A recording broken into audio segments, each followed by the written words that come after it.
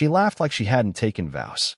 Her fingers danced over the rim of the glass, not a care in the world, and the small silver ring that once lived on her left hand was nowhere to be seen. I stood behind a curtain, heart pounding, hands clenched, watching the life I built unravel like a poorly tied bow. Someone bumped into me. I barely flinched. My eyes were locked on her. The man beside her leaned in, whispered something. She covered her mouth and giggled, not the polite giggle she used with clients, but the dangerous one. The one she used when she wanted attention. His hand brushed her back. She didn't pull away. That's when I knew. The room didn't spin. I had always thought betrayal would feel like falling, but no. It felt quiet. Steady, like a slow wave swallowing the shore. I wasn't angry. Not yet. I wasn't sad. That would come later. I was just floating. They moved toward the balcony. She grabbed his wrist playfully, her mask slipping slightly. Her hair was pinned up. I could see the nape of her neck, the same neck I used to kiss every morning. Now she tilted it toward another man. I reached into my pocket. The envelope was still there. I had written her a letter. Silly, I know. Who writes letters anymore? But I did. I spent an hour choosing the right words, the right paper. Even sealed it with a small wax stamp. I was going to surprise her. Hand it to her at the party. Tell her how proud I was. Tell her I still believed in us. I didn't expect to walk in and see my wife pretending she wasn't married. I didn't expect to become invisible. She turned slightly, and for a moment, I thought she saw me. But her eyes glazed right past. And she smiled, not at me, but at him. It was like watching a stranger wear her face. I didn't leave. Not yet. I followed them. Quietly. Past the champagne tower. Past the photo booth. Through a hallway lit in gold and shadow. I watched her whisper something in his ear. I saw his hand find her waist. Then I saw her reach into her clutch and pull out her ring. For a second, she looked at it. Really looked at it. And then she tucked it away without hesitation. That's when I slid the letter into the coat room drop-in. Not for her. For me. Because she took off the symbol of us and didn't notice the man she promised it to was watching the whole time. And that was only the beginning. She slipped off her ring at the party, but missed who was watching. I don't remember walking home. I remember wind. Streetlights stretching across wet pavement. I remember gripping the rail on the subway so tightly my knuckles went white, and an old man 2 seats down kept glancing at me like he was waiting for me to cry or explode or vanish. I didn't do any of those things. Instead, I went home and boiled water I didn't use. Took out mugs I didn't drink from. Paced between the kitchen and the living room like someone would eventually walk in and tell me it was all a misunderstanding. That she dropped the ring because it was loose. That the man was just a client. That I imagined it all. But nobody walked in. Claire didn't come home that night. She texted me at 2:37 a.m. Just 2 words. Staying over. No punctuation. No explanation. No emojis. Like I was an afterthought. Like I was the guy she used to know who still had her toothbrush by the sink. I didn't respond. I didn't sleep, either. I just stared at the text until my phone dimmed, then locked, then slipped out of my hand and onto the carpet. The next morning, the ring was still missing from her finger when she walked through the door.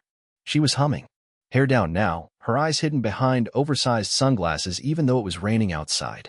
She kicked off her heels, yawned like she just had the best sleep of her life, and casually asked if I fed the cat, a cat she begged me to adopt last year and hadn't cleaned up after once.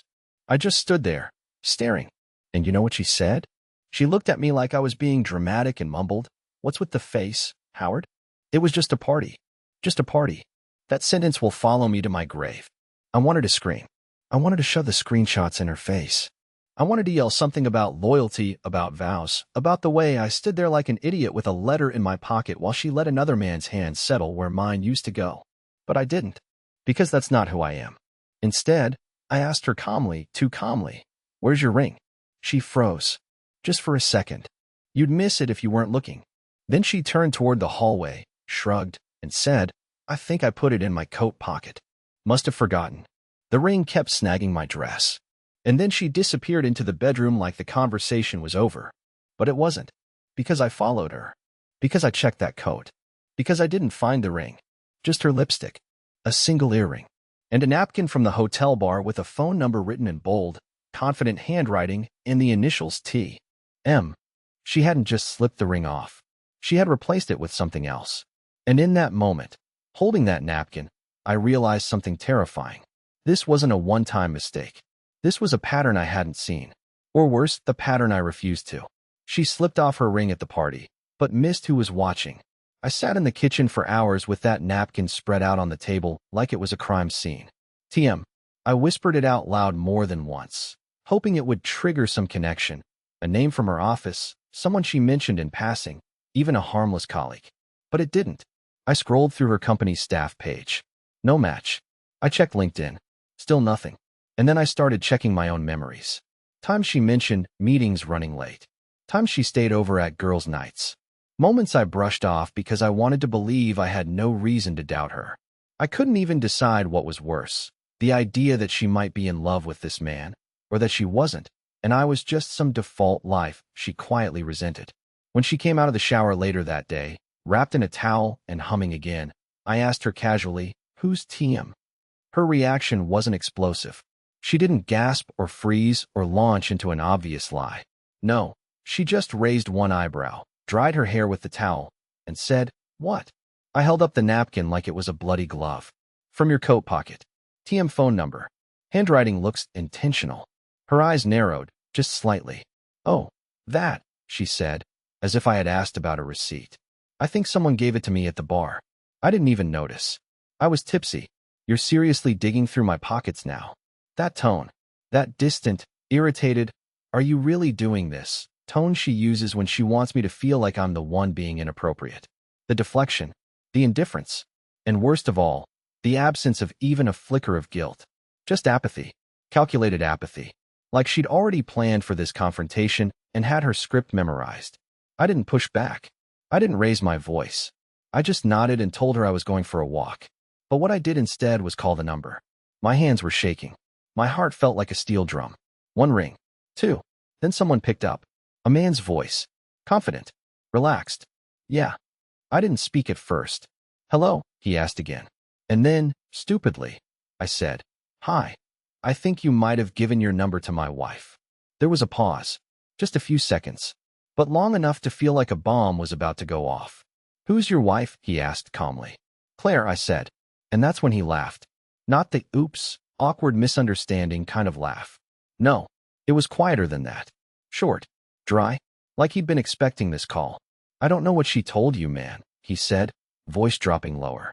"But you should probably talk to her before calling strangers. Good luck, though." Then he hung up. He knew exactly who Claire was. And he definitely wasn't a stranger. The room felt smaller after that call, like the walls were pressing inward.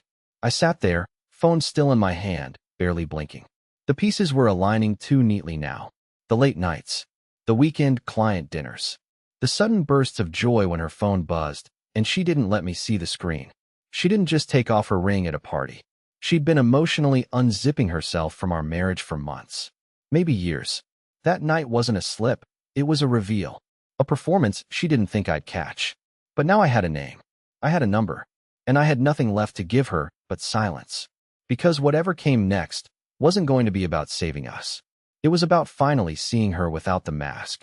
She slipped off her ring at the party, but missed who was watching. That night, I didn't sleep.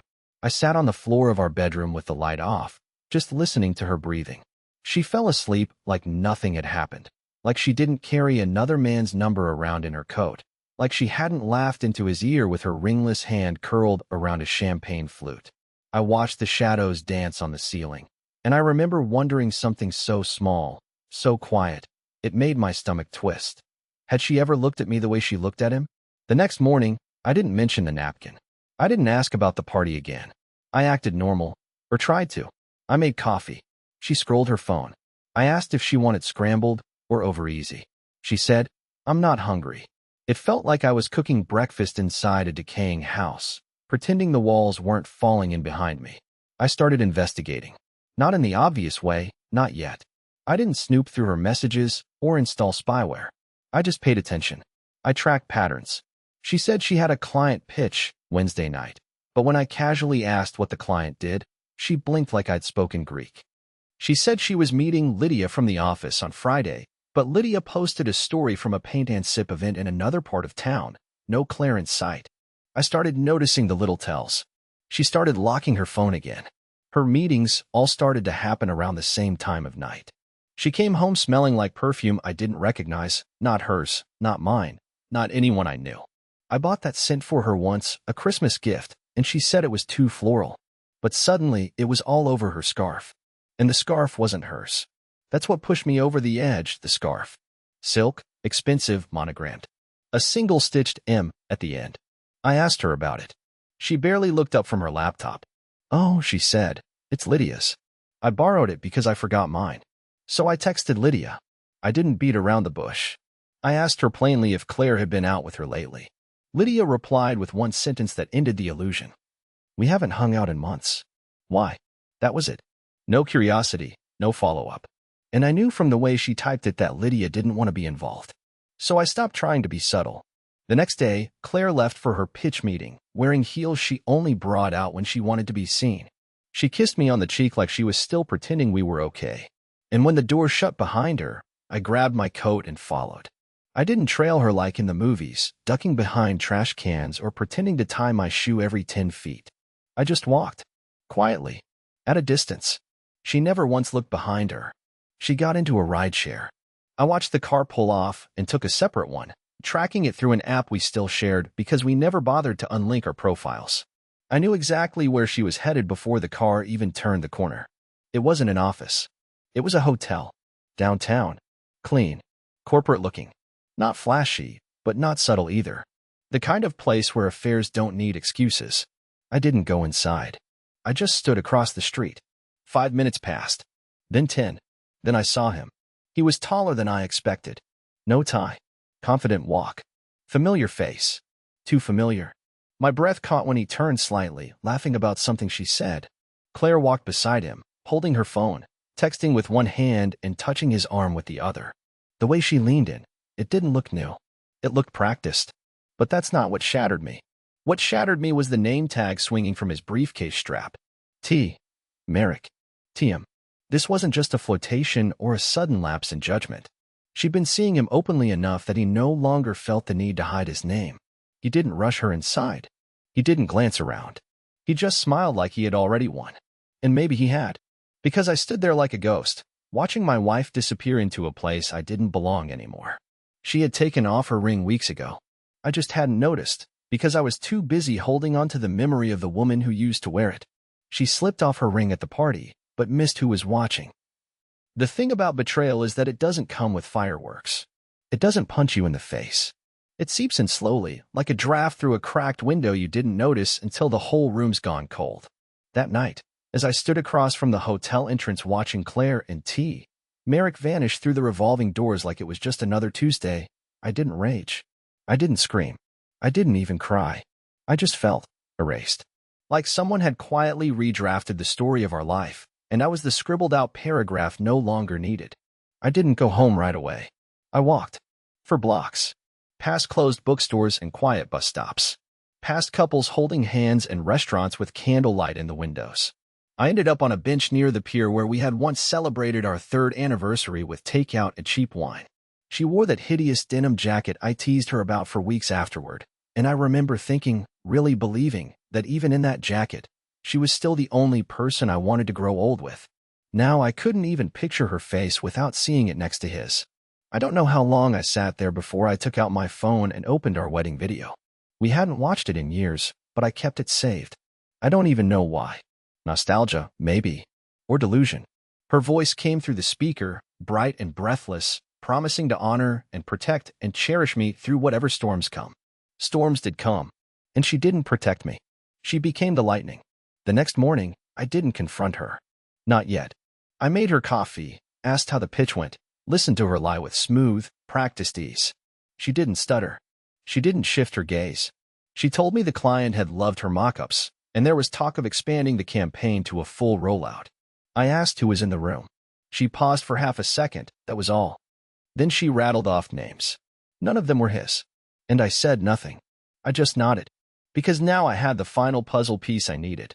Later that day, when she left again for client revisions, I logged into our shared cloud drive. Claire wasn't exactly careful. She used the same passwords for everything. I knew it wasn't right. I knew I was crossing a line. But when you've been made a fool behind closed doors, you start kicking at doors yourself. I found something. Hidden in a folder labeled innocuously as Q4 drafts, there were photos. Not explicit, nothing graphic, but intimate in ways that cut deeper than skin. A photo of her and T. Merrick sitting too close in a corner booth, her head resting against his shoulder. A mirror selfie of her in a different hotel room, his coat slung over the chair behind her, her smile tilted, playful, secretive. A short video clip of them walking along a shoreline somewhere, laughing, her hand brushing his as if no one else existed. She never sent those to me. She never took those with me. And in one of the files, a simple PDF, I saw a printed itinerary. A weekend getaway. Booked 2 weeks ago. Her name. His. A check-in confirmation at a cabin in the Catskills for the upcoming Friday. 2 days away. She hadn't said a word. She was planning a lover's retreat while I made her breakfast and asked about her deadlines. And I realized, with the kind of sharpness that makes your heart feel like it's folding in on itself, this wasn't slipping. This wasn't a moment of weakness. This was intent. Calculated. Orchestrated. Practiced. Claire hadn't just taken off her ring at a party. She had taken off her life with me. And for the first time in this entire nightmare, I started to wonder. What would she do if I didn't just find out? What would she do if I let her walk into that cabin thinking everything was fine, only to discover the storm she created was finally coming for her? She slipped off her ring at the party, but missed who was watching. Thursday morning arrived like a dare. Claire moved through the apartment like everything was still perfectly intact, like she hadn't packed her betrayal into a cabin reservation hidden between invoices and branding mock-ups. She wore her blue scarf, the one I bought her last Christmas, the same scarf she once said smelled like safety. Now, it smelled like someone else. She hummed a song I didn't recognize as she applied her lipstick, pausing once to glance at me over her shoulder. "You okay?" she asked, like she didn't already know I wasn't. I just said I had a headache, that I might lie down for a while. She nodded. She didn't press. That was how things worked now. Our conversations lived on the surface, stripped of oxygen and depth. We talked about weather, groceries, bills, but never about the widening space between us. Never about the late nights or the forgotten kisses. Never about the man she was about to run away with. She didn't know I'd seen everything. And she definitely didn't know I had already called the cabin. It was stupidly easy. One quick phone call posing as Mr. Merrick's assistant, and the woman at the front desk confirmed the reservation without question. Claire's name. His name. 2 nights. Romantic package add-on. I didn't even have to ask. She cheerfully told me they'd arranged for a bottle of champagne and fresh strawberries upon arrival. I thanked her and hung up with shaking hands. I could have canceled the booking. I could have texted Merrick from Claire's phone and blown it all up. I could have left.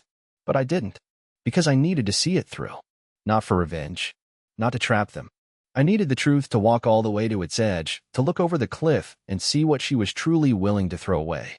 I needed the illusion to die in front of me, not behind my back. Because I still wasn't sure, after everything, if she'd hesitate. So I let her go. Friday came. She packed light, just a weekend bag, and that same burgundy dress from the party where it all began. She told me she was heading out for a client offsite in the mountains. No signal. No timeline. "I'll be back late Sunday," she said with a soft kiss on my cheek. Her lips didn't tremble. Her voice didn't crack. She had become an expert at this. She didn't know I had rented a room at the same lodge. A separate cabin, 3 doors down. I arrived an hour after they checked in. I watched them unload the car from a distance, hidden between trees thick with early spring fog. Claire's laugh echoed through the pines as Merrick pulled her suitcase from the trunk and swung his arm around her shoulders like he'd been doing it for years. They walked up the path toward the cabin door like honeymooners, their silhouettes framed in golden porch light. The door closed behind them. A few minutes later, music played faintly through the walls. I didn't cry. I didn't scream. I recorded a short message on my phone.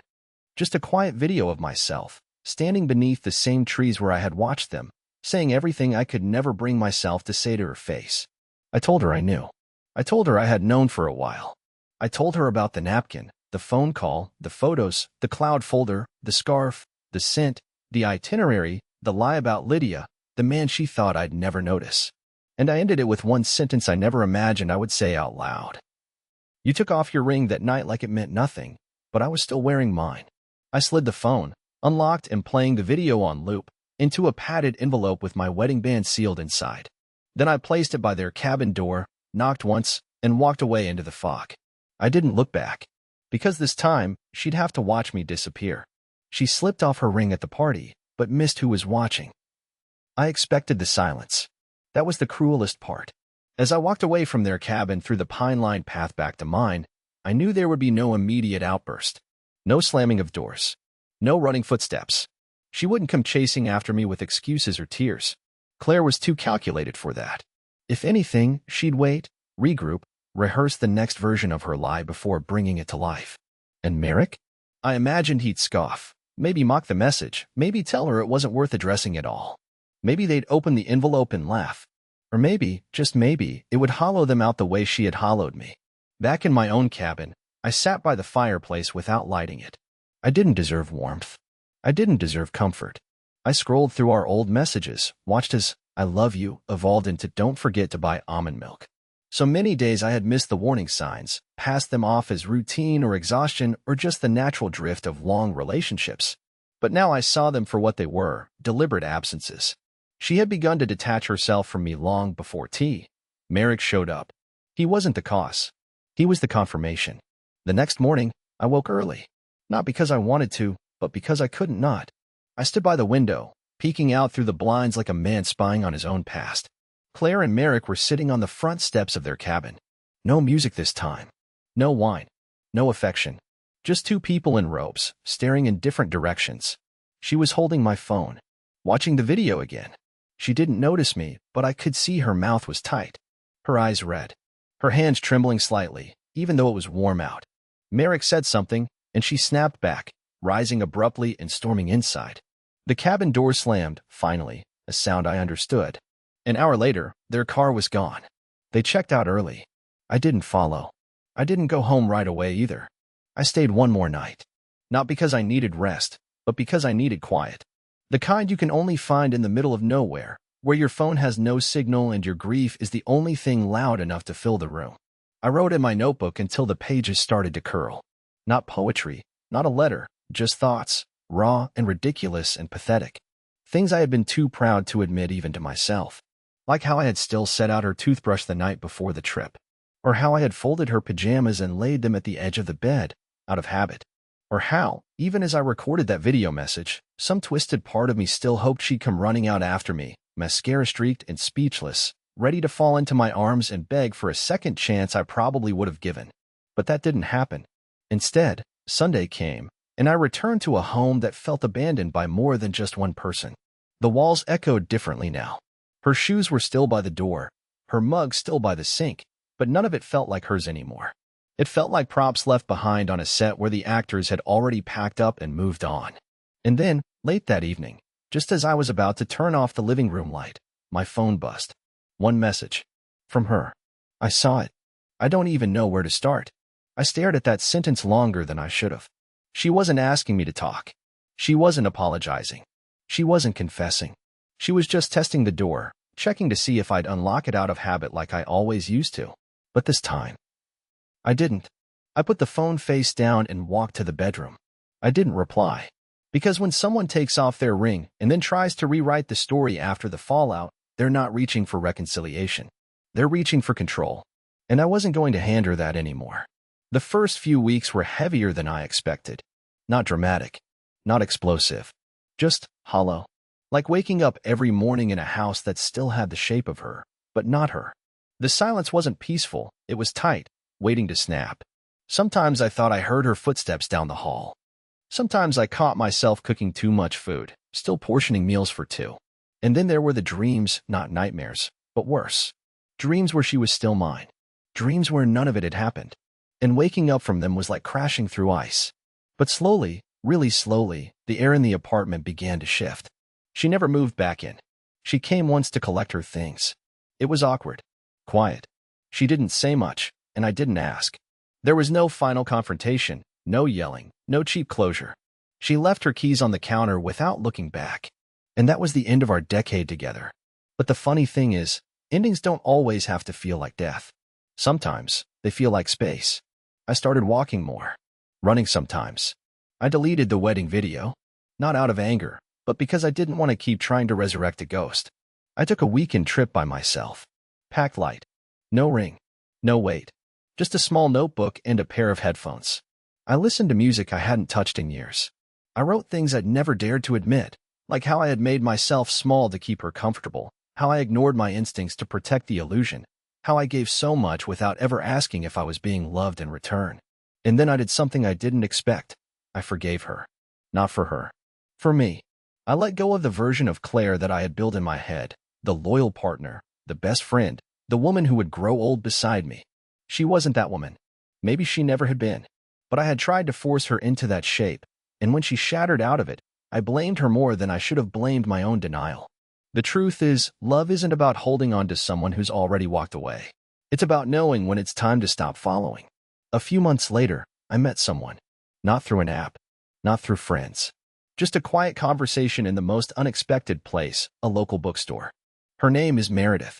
She has the kind of laugh that doesn't apologize for taking up space, and she asks questions like she genuinely wants to know the answers. We're not rushing anything. I'm still healing. She knows that. But she holds space for me in a way that doesn't make me feel like I have to audition for it. One evening, we passed by a wedding on our way home. She pointed at the couple, beaming in the courtyard, and said, "That's brave, huh?" And for the first time in a long time, I didn't flinch. I smiled. It is. Because I'm not bitter. Not anymore. I'm just a man who stood in the shadows of a party and watched someone take off a ring. And then chose, quietly, patiently, and fully, to never wear that weight again.